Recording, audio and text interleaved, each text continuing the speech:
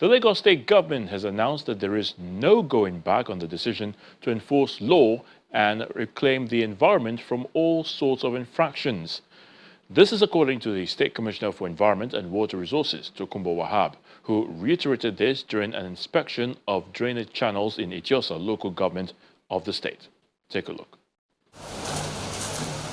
The Lagos State Commissioner for Environment and Water Resources, Tokunbo Wahab, Special Advisor on Environment, Olalekan Rotimi Akodu, Permanent Secretary, Office of Drainage Services, Olalekan Shodeinde, and other state officials visit Dodan Barracks, Ikoyi, to inspect the drainage channels in the area.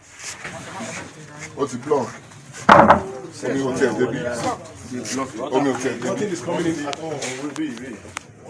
What's the block anywhere here? Concrete not the Want to block it? This is causing the other side is also The entrance is nice. Maybe it's flowing to this.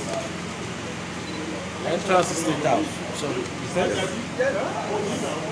I join one base.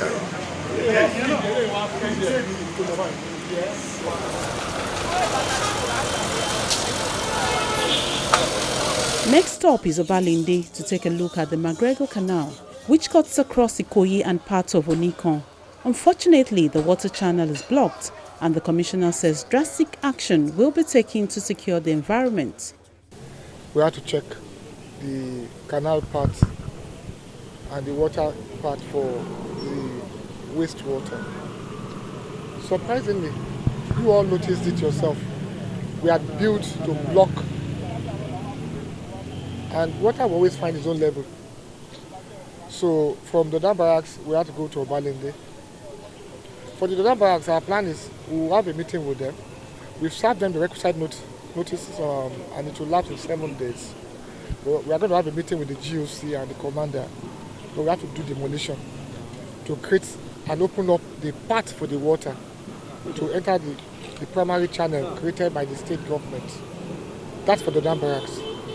For Balinde, we were all there, and we realized that they've turned everywhere to motor parks. The McGregor Canal, the path created for it has also been blocked. So for me, our assignment is clear on Obalinde also.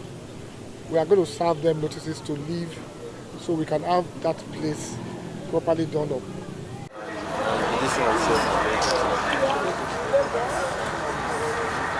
The story is not different in Gedegede community of Lekki Phase 2, where some property owners have built on the canal part, narrowing the primary channel, resulting to flooding in the area. People had forgotten that the environment is the master of man. We had this petition for the past few weeks that people are building on the canal. So we just came to verify, and what we saw is not encouraging at all. From the beginning down to the other end of it, they had blocked the part of the canal. So virtually all the houses on this side of the state are always flooded. So we are going to serve them notices. We're going to do demolition. The notices are for 7 days. So, but for this other side of it, if you check, they had served them a notice before now, so demolition will start on Monday. And it's without caring whose ox it will be God. To this other end, they built on the canal part and narrowed the primary channel, lesser than the secondary even collector. So water will pool out and destroy other people's assets. We are not going to look back on this. Are you worried? I'm not worried. My own concern is, why are people being so reckless? All in the course of trying to grab land and make money. That's what they're doing. The state government has given them infrastructure. Water will come and spoil this road if you're not careful. And now, these are taxpayers' funds. You see, illegality can never create legality. You can't use a form of illegality to claim legality. You can't put something on nothing. It will not stand. These are squatters most times. And once you are a squatter and you build, especially on that canal path, the right of way, you have to go. Without being emotional about it, you have to go. And that's what we want to do.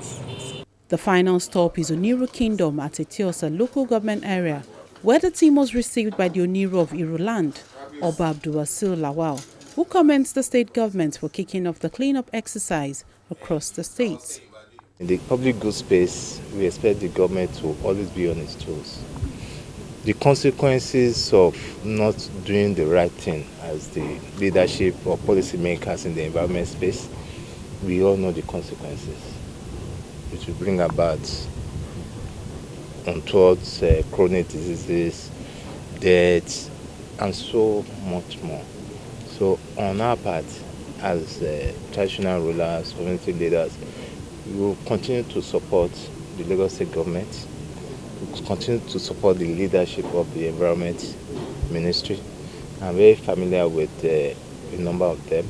We have worked together in the past, and I know that they have the capacity, the passion, the experience to do the right thing for the good people of Lagos. We are all aware of the climate change.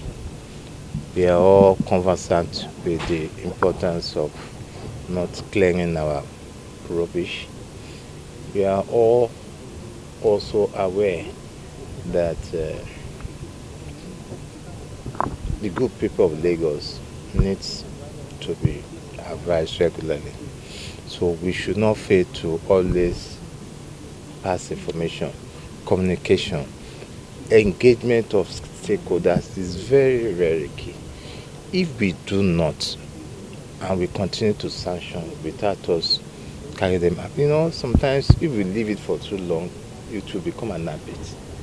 So it's important, let us continue to engage. Do not, I remember we used to do 100 days.